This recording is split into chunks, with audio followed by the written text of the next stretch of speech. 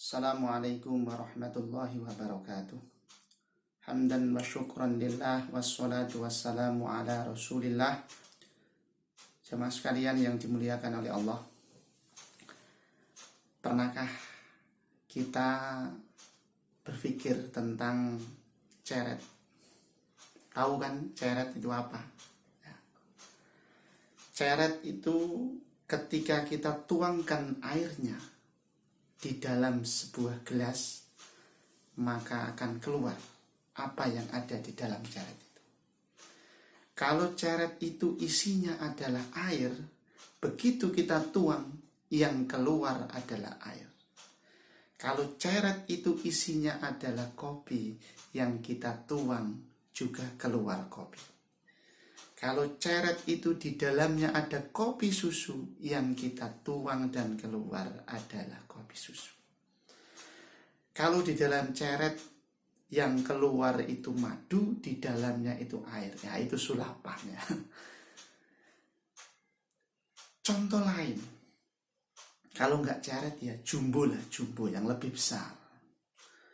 Jumbo itu apa yang ada di dalam, begitu kita pencet, yang keluar sama persis yang ada di dalam.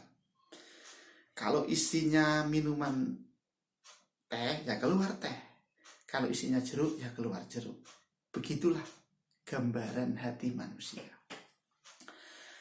Kalau hatinya manusia itu baik, keluarnya juga baik. Kalau hati manusia itu tidak baik, keluarnya juga tidak baik. Kalau hati manusia itu diisi dengan zikir, yang keluar dari mulutnya juga zikir. Mohon maaf, kalau dalam hati manusia itu sering misuh, yang keluar itu binatang-binatang di kebun binatang itu, maka itulah gambaran di dalam hatinya. Gambaran di dalam hatinya seperti itu, tidak bisa menipu. Jadi apa yang keluar dari lisannya seseorang, dari tindakan seseorang, itulah gambaran yang ada di dalam hatinya. Jamaah sekalian yang dimuliakan oleh Allah, itulah mengapa niat itu menjadi sangat penting di dalam kehidupan manusia. Segala sesuatu ini tergantung kepada niatnya.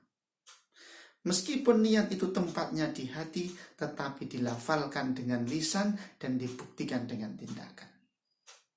Kita tidak bisa melihat hati seseorang karena ada di dalam, dan dia juga menutup auratnya semakin tertutup. Tetapi manusia itu sering menunjukkan hatinya sendiri melalui lisannya, melalui perilakunya. Jadi kita bisa membaca hati seseorang melalui lisannya, juga melalui perilakunya. Jamaah sekalian yang dimuliakan oleh Allah, lalu bagaimana kita bisa membaca hati seseorang? Memang belum pernah ditemukan teknologi yang khusus untuk bisa membaca hati manusia. Tetapi kita bisa membaca hati dengan apa yang tampil, dengan apa yang terlihat. Saya ingin kasih ilustrasi sedikit saja. Pernah lihat komputer atau laptop? Apa yang ada di dalam harddisknya komputer itu tidak bisa kita lihat. Tetapi kita bisa melihatnya melalui monitornya. Apa yang tampil di dalam monitor, itulah yang ada di dalam harddisknya. Apa yang tampil di dalam layar itu, itulah yang ada di dalamnya. Jadi kita tidak usah repot-repot melihat yang dalam, cukup melihat yang terlihat itu saja. Yang tampil itu saja sudah bisa kita melihat apa yang ada di dalamnya. Lalu bagaimana kita bisa melihat hati kita sendiri?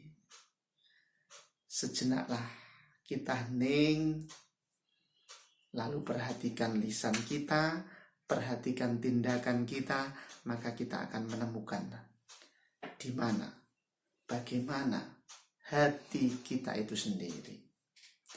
Itulah mengapa Nabi mengatakan ala wa inna fil jasadi mudghah wa idza sholahat sholahal jasadu kullu wa idza fasadat fasadal jasadu kullu ala wahiyya qalbu. Ketahuilah di dalam diri manusia ini ada segumpal. Jika segumpal daging itu baik, maka seluruhnya baik. Jika segumpal daging itu jelek, seluruhnya jelek. Itulah hati.